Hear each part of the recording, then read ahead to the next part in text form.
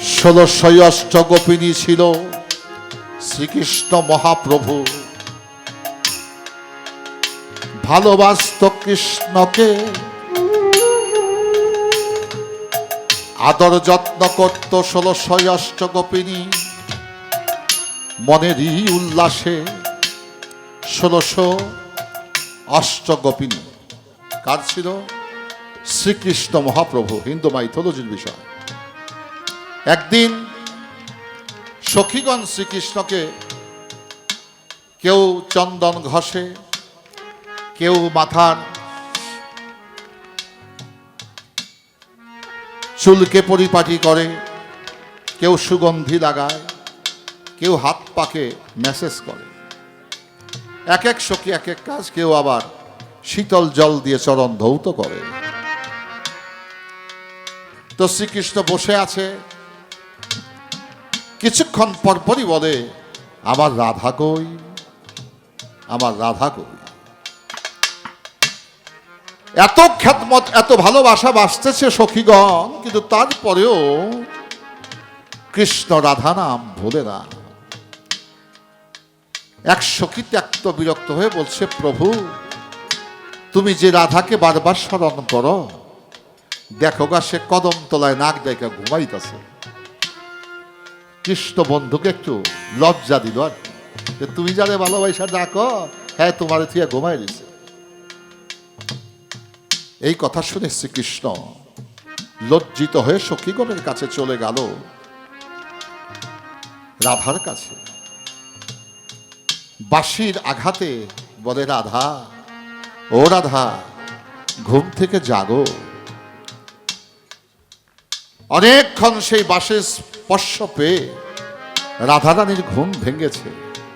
বলে, রাধা, আমি তোমাকে দমে দমে স্মরণ করি। আজকে সখীগণ তোমার কারণে আমাকে লজ্জা দিল, আমাকে রেখে তুমি এখানে কিভাবে ঘুমাসো? এই কথা শুনে রাধা দুই চোখের পানি ছেড়ে দিয়ে বলছে, প্রভু আমার যে কৃষ্ণ বন্ধু, তাকে আমার ভিতরে রেখেছি, আমার কৃষ্ণকে নিয়ে আমি ঘুমিয়ে আছি। আর ভক্তের জন্য সখীগণের যে কৃষ্ণ, ওই কৃষ্ণ আমি তাদেরকে দিয়ে আসছি। তাইলে বোঝা যায়, ভাব বিশ্লেষণ করলে কৃষ্ণরও দুইটা রূপ, একটা হচ্ছে বাহ্যিক রূপ, একটা হচ্ছে আত্মিক রূপ। আত্মিক রূপের অধিকার করেছিল শ্রী রাধা রানী, তাই তাকে দাসখত দিয়েছিল। ইয়াদি কীর্ত জ্ঞান সমুদ্র স্রোতসী রাধা, ইহারি দ্রব্য পাইবে সব্যবান্তা ইয়া পড়িয়া, আমি সুদ শোধিত শোধ করিব কলির যুগ ভরিয়া। রাধে গো তুমি আমার শুধু প্রিয়সী নও, তুমি আমার প্রেমের গুরু। তাইলে বা শিষ্য ভক্ত হয় এত কঠিন নয়। যে অন্তরকে ধারণ করতে পারে, তারা ডাকাডাকি, নাম ধরে ডাকাডাকি কোনো কিছুরই প্রয়োজন নাই। এখানে দেওয়ান আলেফ চান শাহ বলেন, নকশাতে যার বাজান ছবি আঁকা, ধ্যান করিলে যায় সে দেখা। নকশাতে যার ছবি আঁকা, ধ্যান করিলে যায় সে দেখা। স্বামী স্ত্রী রাতের খাবার শেষ করেছে। আমার কথাবার্তা কি আপনারা বিরক্ত হচ্ছেন বাবাজিরা? ঘুমের সময় বিচ্ছেদ হচ্ছে, বড় বিচ্ছেদ হচ্ছে বাবাজি। বন্ধু আই ডানা খাই ডানা, এই 3 থেকে তো আমার গানের না গই হবে, সেটা হবে। প্রথম দর্শন, দ্বিতীয়ত আকর্ষণ, তৃতীয়ত প্রেম নিবেদন, 4 নম্বরে হয় মিলন, 5 নম্বরে হয় বিচ্ছেদ।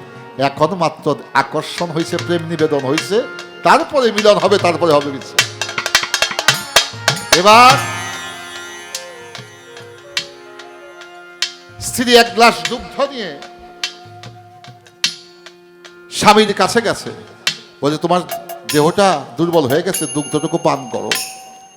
স্বামী বলছে, স্ত্রী গো, দুগ্ধ তুমি দিলে সত্যি, কিন্তু দুগ্ধ আজকে আমি পান করতে পারবো না। বলে কেন?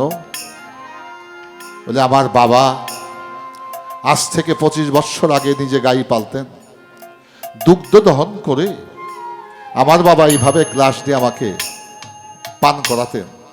আজকে তুমি যখন দুগ্ধ নিয়ে আমার কাছে আসছো, আমার বাবার কথা মনে হয়ে গেছে। আমি আমার বাবাকে হৃদয় দিয়ে ধারণ করছি, দর্শন করছি, চোখ দিয়ে জল চলে এলো।